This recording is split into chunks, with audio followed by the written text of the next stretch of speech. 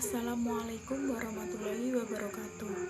Perkenalkan, nama saya Siti Nurma Puspitasari, NIM 210201048, Prodi PKMI 1A, mata kuliah pengantar filsafat. Di sini saya akan menjawab soal-soal pertanyaan dari tugas saya. Yang pertama yaitu ada apa itu filsafat, apa urgensi filsafat, dan apa manfaat mempelajari filsafat. Yang pertama, filsafat adalah suatu ilmu yang dimana kita mencari kebenaran itu sampai ke akar-akarnya. Kemudian urgensi ilmu filsafat yaitu dapat membantu kita untuk berpikir secara kritis dan dapat membantu kita untuk memahami sesuatu, bahwa sesuatu itu tidak tampak seperti apa adanya. Kemudian ada manfaat dari mempelajari filsafat. Yang pertama, dapat membuat kita untuk berpikir serius.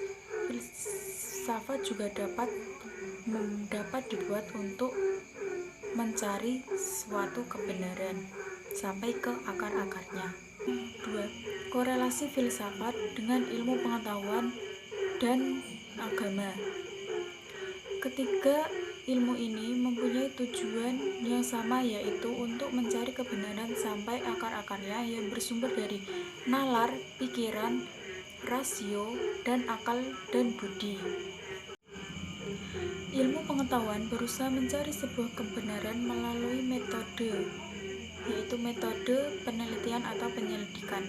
Sedangkan agama bersumber dari Tuhan. B. Perbandingan filsafat dengan ilmu pengetahuan dan agama. Filsafat ini mencari kebenarannya dengan menggunakan akal budi sampai ke akar-akarnya, dengan didahului rasa keraguan sehingga perlu mencari sampai ke akar-akarnya. Kemudian ilmu pengetahuan. Manusia mencari kebenaran melalui berbagai metode atau penyelidikan atau penelitian. Kemudian agama.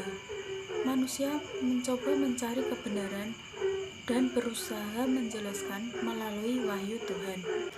Selanjutnya, titik sentuh filsafat dengan ilmu pengetahuan dan agama. Ketiganya mencari kebenaran melalui akal, budi, pikiran secara radikal. Kemudian ketiganya juga memiliki metode atau cara untuk mencari kebenaran sampai habis-habisan atau sampai ke akar-akarnya. Nomor 3 yaitu cabang-cabang dalam filsafat. Yang pertama ada cabang ontologi, cabang epistemologi, cabang aksiologi, dan metafisika. Cabang ontologi adalah suatu ilmu yang membahas tentang hakikat sesuatu yang ada. Misalnya seperti rumah sekarang sudah banyak sekali bentuk. Ada bentuk yang tersusun seperti berbentuk tingkat. Kemudian ada cabang epistemologi, yaitu suatu ilmu yang membahas tentang ilmu pengetahuan dengan menggunakan metode. Seperti contohnya kursi.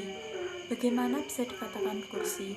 Maka kita dapat melakukan penyelidikan terhadap benda tersebut, apakah itu kursi atau bukan. Selanjutnya ada cabang aksiologi, yang berarti tujuan mempelajari sesuatu sehingga kita dapat mengaplikasikannya. Seperti contoh, saat kita melihat matahari terbenam di sore hari, dan kita bisa merasakan kesenangan saat melihat matahari terbenam tersebut, yang betapa indahnya matahari tersebut saat terbenam.